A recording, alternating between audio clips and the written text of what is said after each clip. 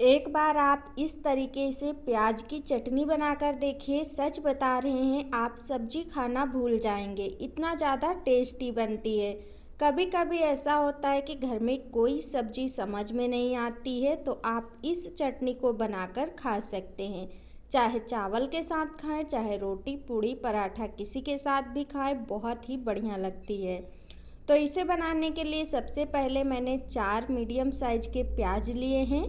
देखिए यहाँ पर प्याज आप अपने हिसाब से ले सकते हैं जितना आपको चटनी बनानी है। और रेसिपी को फुल वॉच करिएगा। वीडियो पसंद आने पर एक लाइक, चैनल को सब्सक्राइब कर लीजिएगा। और आप सब हमारी रेसिपी कहाँ से देख रहे हैं कमेंट करके ज़रूर बताइएगा। तो देखिए दोस्तों, यहाँ पर इस तरीके से हमने प्याज को छील लिया है। और यहाँ पर 4 प्याज मैंने लिया है, उसके साथ में मैंने 1 टमाटर लिया है। इससे बहुत अच्छा टेस्ट आएगा। छिलके को मैंने अलग हटा दिया है।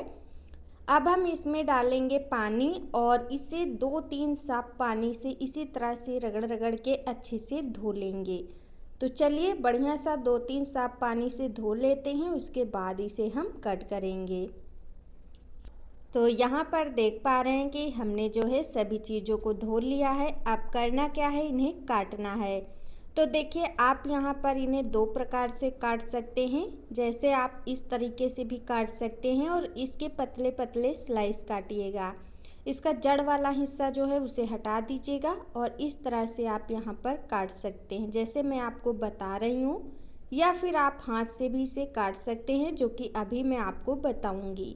दोस्तों ये चटनी बनाकर आप हफ्ते भर तक फ्रिज में स्टोर करके रख सकते हैं और इसे खा सकते हैं। बहुत ही टेस्टी और चटपटी बनती है। अक्सर इन दिनों में सब्जी बहुत कम अच्छी लगती हैं, तो आप इस तरह से इस जो है चटनी को बनाकर रख सकते हैं। और सभी चीज़ें आपके घर में ही मिल जाएंगी, ज़्यादा कुछ भी आपको बाहर से लाने की ज़रूरत नहीं है। तो देखिए इसी तरीके से यहाँ पर आपको इस तरह से चाहें तो काट सकते हैं। तो जैसे आपको आसान लगे वैसे आप काट सकते हैं। इसी प्रोसेस में हम सारे प्याज को काट के रेडी कर लेंगे और इतने में ढेर सारी चटनी बनकर तैयार होगी। तो आप अपने हिसाब से, अपने परिवार के ज़रूरत के हिसाब से ले सकते हैं। इसी तरह से प्याज को हमें लंबाई में काटना, उसके बाद टमाटर को हम छोटे छोटे टुकड़ों में काट लेंगे। देखिए अगर आपके पास गला गला टमाटर है तो आप वो टमाटर ले सकते हैं। मेरे पास थोड़ा सा टाइट टमाटर था तो हमने इसी को ले लिया है। अब हम टमाटर को भी काट के रेडी कर लेंगे, उसके बाद आगे बनाना बताते हैं। रेसिपी में आप एंड तक बने रहिएगा दोस्तों और फुल सपोर्ट करिएगा। तो देखिए यहाँ पर इसी प्रोसेस में हमने टमाटर को भी काट के रेडी कर लिया है। अब चलिए फटाफट से हम चलते हैं गैस की तरफ और चटनी बनाने की तैयारी करते हैं। तो देखिए यहाँ पर इस तरह से ना मोटा ना पतला, मीडियम में मैंने इसके टुकड़े काट के रेडी किए हैं। अब इधर हमने लिया है इमली। इमली डालेंगे तो और भी खट्टी खट्टी हमारी चटनी बनकर तैयार होगी। ये बाज़ार में आपको आसानी से किराना की दुकान पे मिल जाएगी। मैंने इसके सारे बीज हटा दिए हैं। कढ़ाई में हमने थोड़ा सा सरसों का तेल गरम कर लिया है, इसमें डाल देंगे हम 4 से 5 सूखे लाल मिर्च। सूखे लाल मिर्च डालने से चटनी का जो टेस्ट है वो बहुत ही अच्छा आता है। तो पहले हम इसी तेल में भून लेंगे अपने मिर्च को। मिर्च भूनने से इसमें एक अच्छा सा फ्लेवर आएगा और खाने में चटनी ना बहुत ही टेस्टी लगेगी। अब यहाँ पर मिर्च को हम निकाल लेंगे और निकाल कर एक कटोरी में रख लेंगे। उसके बाद इसी तेल में हम और भी चीज़ें डालेंगे। तो यहाँ पर आप देख पा रहे हैं, यहाँ तीखा आप अपने हिसाब से मिर्च डाल सकते हैं। अब इसी तेल में डालेंगे 1 चम्मच साबुत धनिया और इसी के साथ में यहाँ पर हम डाल देंगे थोड़ी सी मेथी। तो मेथी का टेस्ट बहुत अच्छा आता है, मेथी दाना आप ज़रूर डालिएगा।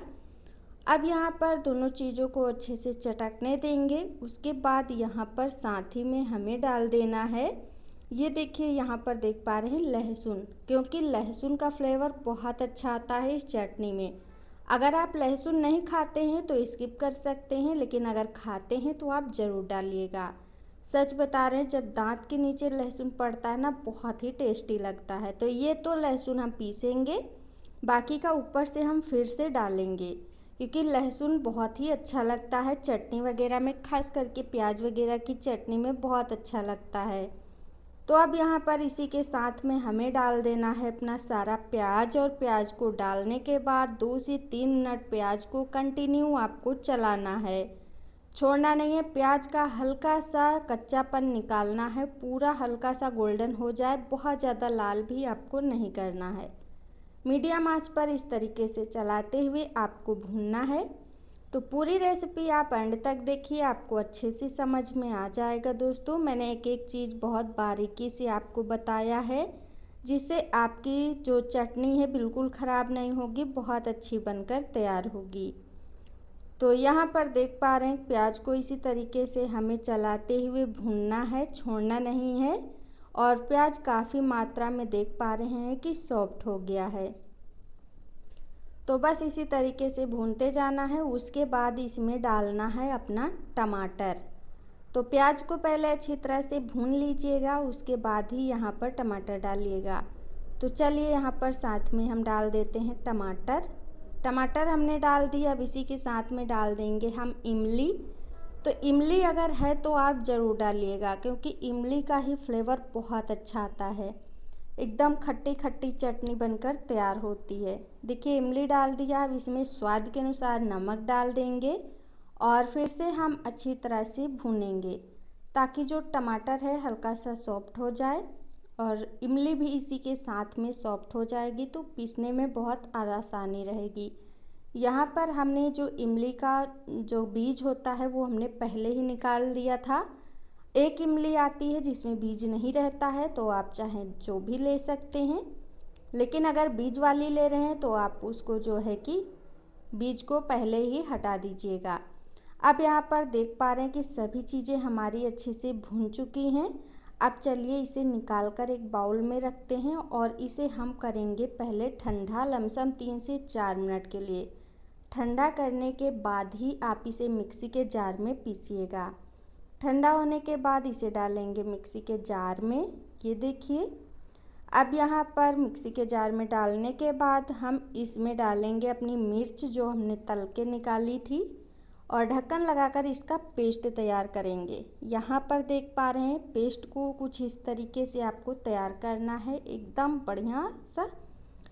अब चलिए इस पेस्ट को निकालकर हम रखते हैं कटोरी में। उसके बाद अभी दोस्तों आगे भी इस चटनी को बनाना है कुछ अच्छे तरीके से, तो बने रहिएगा रेसिपी में, कहीं छोड़कर मत जाइएगा। तो इसी तरह से सारी चटनी को हम निकाल लेंगे कटोरी में।